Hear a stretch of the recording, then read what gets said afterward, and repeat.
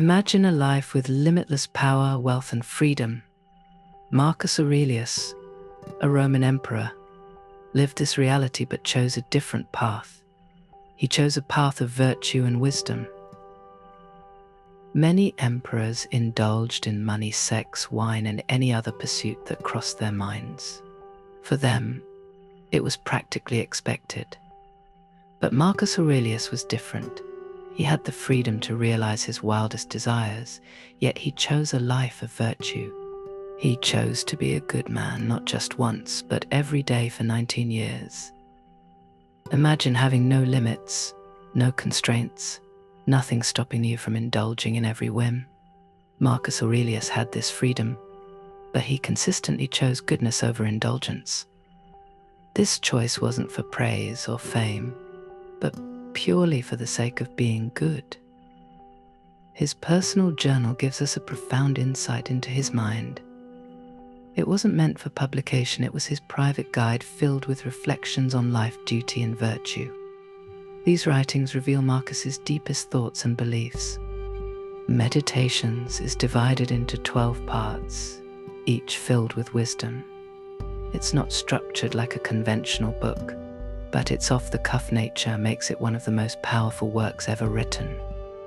In its pages, we find a man grappling with the challenges of life and leadership, constantly reminding himself of the importance of virtue and the futility of seeking external rewards. Marcus believed in living in harmony with nature. He saw nature not just in plants and animals, but in the entire universe's natural order. Just as trees grow and animals fulfill their roles, humans too must strive to be the best versions of themselves. For Marcus, fulfilling one's potential was a duty. He believed that being human meant striving to be the kindest and most virtuous person possible.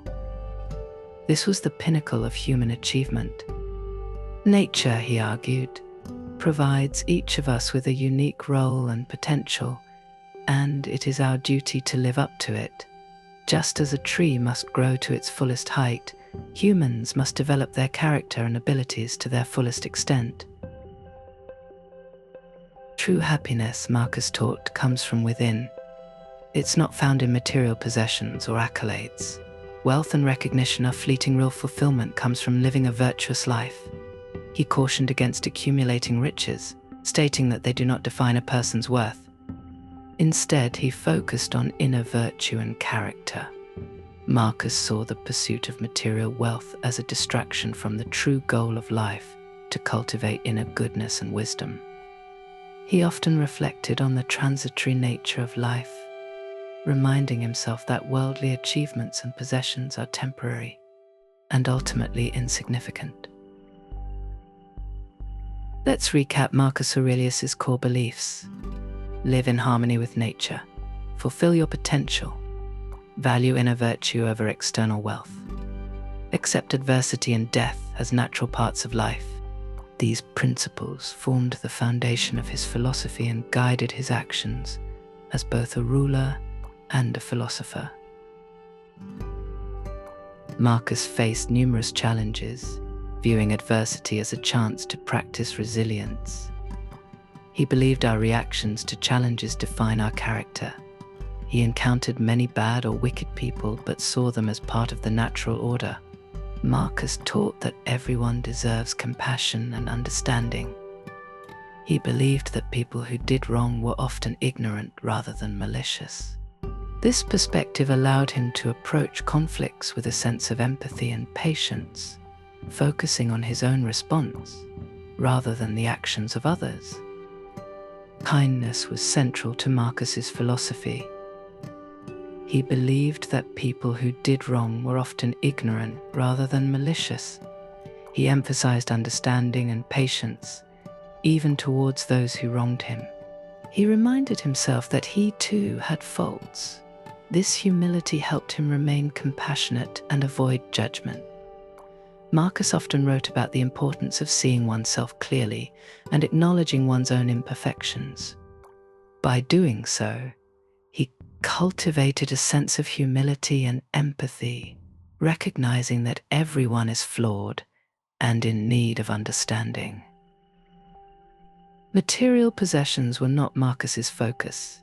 He appreciated what he had but knew his true wealth lay in his character and virtues. He advised reflecting on what you have and valuing it, but warned against becoming attached to physical things. True potential is realized through virtue, not the accumulation of wealth.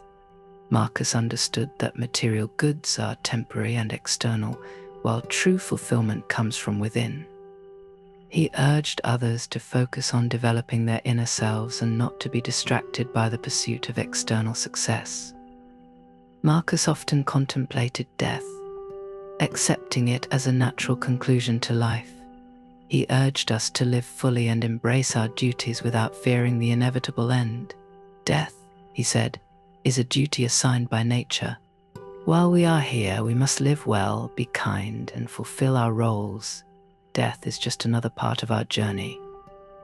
Marcus's reflections on mortality were not morbid, but rather a reminder to live each day with purpose and integrity. He saw death as a natural part of life, something to be accepted and faced with dignity. The Stoics, including Marcus, distinguished between pleasure and happiness. They taught that true happiness is a state of being that comes from within, achieved by living a life of virtue.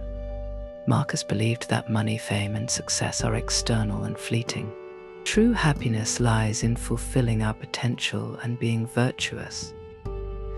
The Stoics argued that while pleasure is temporary and dependent on external circumstances, true happiness is enduring and comes from living in accordance with one's values and principles. In summary, Marcus Aurelius' Stoicism teaches us to find happiness within, live virtuously, and face life's challenges with bravery and resilience. Thank you for joining us. If you found this video insightful, please like, share, and subscribe for more content on timeless wisdom and personal growth.